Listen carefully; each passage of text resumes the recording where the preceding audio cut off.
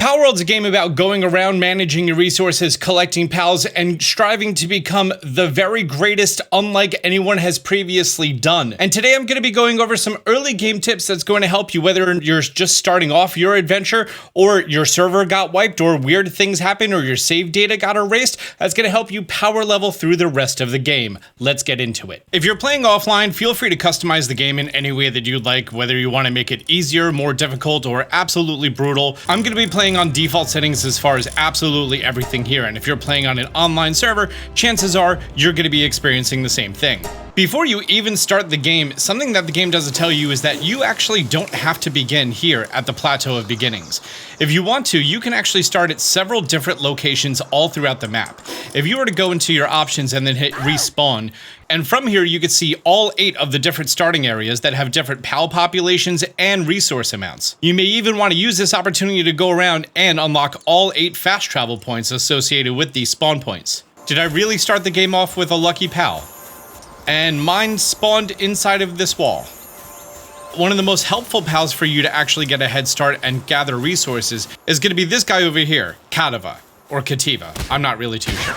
If you go ahead and you just beat up this little guy a little bit to increase the likelihood that you're going to catch it to 100%, we're going to see that this guy is Cat Helper, which actually increases your max carrying capacity while it's in your party. And then this one is also going to be giving us Logging Foreman, which is increasing our logging efficiency. There's a whole bunch of other skills and abilities that it can have down here that can make the beginning of your game easier or more difficult. So at the beginning of the game, if you go ahead and throw out your cat pal, he's going to be able to mine some resources for you while you get your workbench and everything started off at the beginning of the game.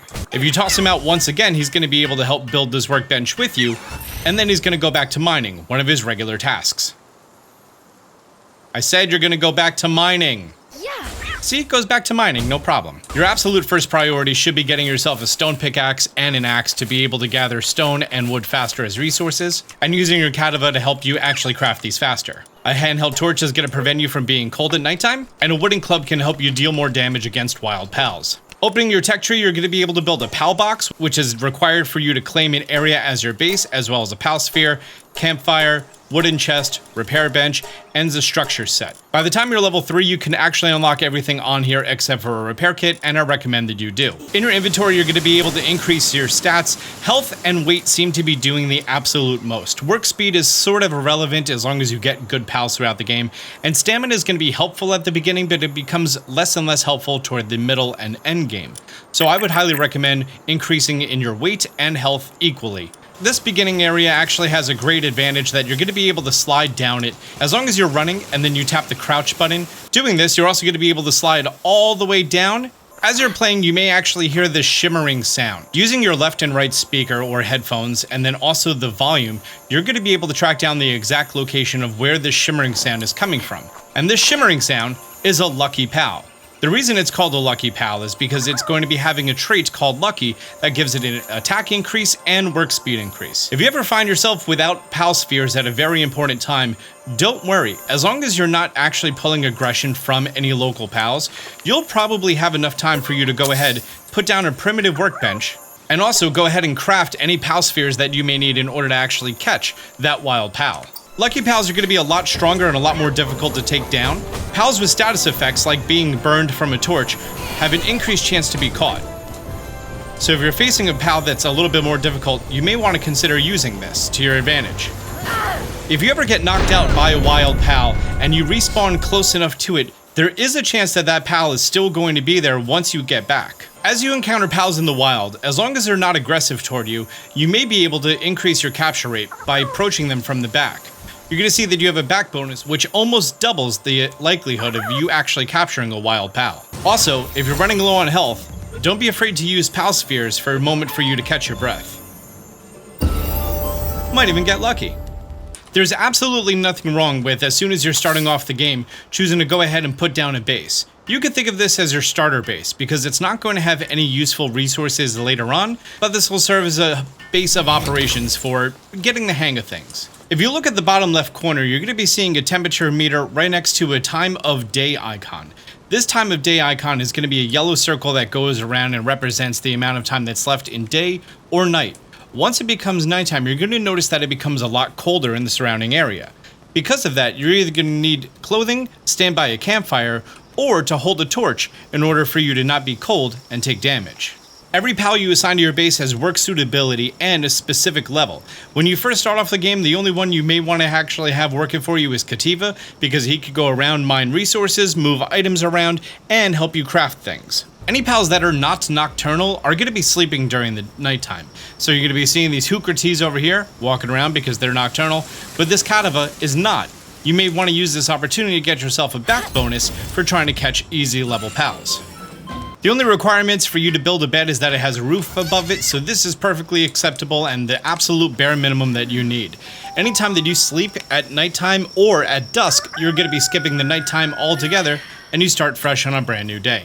You can send pals to your base by dropping them over here at pals at the base, and any pal who's at your base is going to show up on the right side under base info. However, you can also throw out one pal from your inventory, and that one is also going to be working and helping you while it's at your base. Anytime the pals are working at your base, they're going to be growing hungry and they're going to be losing their sanity, represented by the SAN and then the number right after their name. Pals are going to be finding wild food all over the place, and they may go ahead and drop it inside of the feed box. You're going to notice that these red berries are a nutrition of 15, but if you decide to cook them and make them baked berries, they become a higher nutrition of 21, will also recover 1 sanity. So, any opportunity possible, you should always use cooked food for your pals to eat. Keep in mind that if they eat all these baked berries and then they find extra berries, it's going to be going in the first slot, and they will always be consuming food in slots left to the right. So if neglected for too long, they're going to be eating food with no recover of sanity.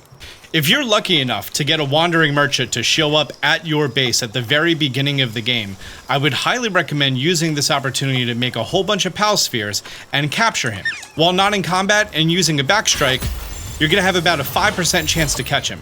However, once he breaks out, he's going to be aggressive. If you hit him a little bit and get his HP lowered, you're going to have a much better chance for you to actually catch him. If you drop him off at your base and speak with him, you can then use that opportunity for you to buy goods from him or sell goods that you may come across, such as materials that are listed as sold to merchants for high prices. These have no use in the game other than just to be sold. At your Palbox, using your base upgrade feature, there's a variety of different items that the game is going to want you to build. After you go ahead and build these, you can actually expand how many pals can be working at your base, making your overall workflow much faster. To make the early game easier for you, you may want to actually head down the hill a little bit from where you first started off. Here you're going to be finding some other pals that don't spawn right at the beginning area, including a Gumoss who may be a great addition to your pal team back at your base. You may also come across a Fox Sparks who's going to be fantastic for cooking all those red berries back at your camp. If you don't see the pal that you're looking for on this route, all you have to do is fast travel back to your base or the other fast travel point, and as long as you're the only person in that area, a variety of new pals are going to be spawning in around you, making it much easier to hunt down the pals that you want to capture. You may want to go ahead and send out another pal to help you in battle, and even if you don't want them to actually be damaging the pal that you're going after, you could choose for them to command to don't attack. Doing that, there's still going to be something that the enemy is going to be focusing on, giving you more opportunities to strike without them trying to bring your health down. You may also find yourself a Pengullet, and Pengullet is going to be a fantastic pal to add to your camp because they're going to be able to water crops for you. After you pass down the grassy behemoth hills, even at the very beginning of the game, you may want to progress down a little bit further in order for you to find the next fast travel point, located northwest from where you started off, right next to a big old tower that you're going to have to eventually take down as being one of the first tower bosses of the game. And as you're approaching this tower, if you head over to the right by where these large rings are, you may come across a Tansy. Tansy is a grass type pal that's actually going to be pretty good for your base, and I would recommend him over Gumoss. You may also come across a whole bunch of pal eggs as you're exploring. Grab those for later. If you or your pals are starving, you're going to notice in the bottom left corner that your health meter is all the way down and that you're actually going to be taking damage. Be sure to right click on food on your inventory and feed yourself. You're going to be able to automate this later, but at the beginning of the game, it is going to be an inconvenience. And also by this fast travel point, you may come across some syndicate thugs who are doing battle with some wild pals. You can use this opportunity while they are damaged for you to go ahead and catch them. I said go ahead and catch them. And there's typically a pal at the middle of this encampment. Go ahead and release them when it's safe. Or, you know, not when it's safe. And just do it. And then get the heck out of Dodge as soon as you can. By the time your base is level 4 or 5, you're actually going to be at the point that you could fully start automating your base as far as food goes. With a grass type pal like Gumos, who can plant seeds, or a better alternative, Tansy, who could plant seeds as well as do handiwork, gather food, do lumbering level 1 and transporting level 1. A water type pal, I prefer Pangullet, who could do watering, handiwork, cooling, which is a much later idea, and transporting. And then Kadava, who's just going to be good for handiwork, gathering, and mining. This team is going to be able to always plant down food, water the food, gather the food, and bring the food over to your feed box. And as long as you've ordered some baked berries to be cooked, your pals don't never go hungry again. On the tech tree, making your way to level 7 and 8 is going to be one of your first big priorities. That way you get the logging site and the stone pit, which is essentially going to make it so you have infinite resources from that point going forward. Then once you unlock the crusher at level 8, you can crush down stones to make pal fragments anytime that you want. Right by the Rain Syndicate Tower entrance, you're going to make your way over here to the left of the river.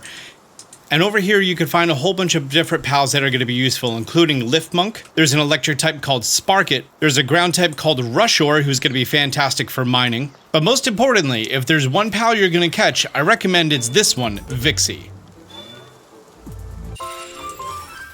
And the reason you may want to go out of your way to get yourself a Vixie has to do with its ability called Dig Here. When it's going to be assigned to your ranch, back at your camp, Vixie is going to go over here and it's going to randomly dig up a variety of items, including pal spheres for you to catch other pals, and arrows for you to use for your bow and arrow. And whenever you've outgrown one of your weapons, items, accessories, whatever it may be, make sure to always go ahead and sell that to one of the vendors, either out of town or if you caught a traveling merchant earlier on. Pals who are going to be transporting within your base are going to constantly be looking for the closest chest to wherever they go ahead and pick up the item. So if you go ahead and put down a chest close to a facility like Vixie inside of a ranch, then anytime a pal sphere or something else is dug up by Vixie with her ability, inside of the chest is where it's going to be going. Nice, easy, convenient place, that way it doesn't bog down chests in other locations. Likewise, I'd recommend putting down a wooden chest anytime that you're going to be having an area where you're setting down a wood farming area, a rock farming area, as well as any natural resources that you're going to be mining and collecting in the future.